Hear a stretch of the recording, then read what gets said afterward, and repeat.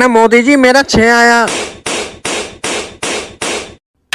अरे दीदी मेरा तो 3 आया। अरे मोदी जी आज आपको हरा के प्रधानमंत्री हम बनेंगे। अरे दीदी मोदी से पंगा मत लो दीदी। जय श्री राम। जय बांग्ला। सुनो दीदी मेरे भारतवासी मुझे बहुत प्यार करते हैं।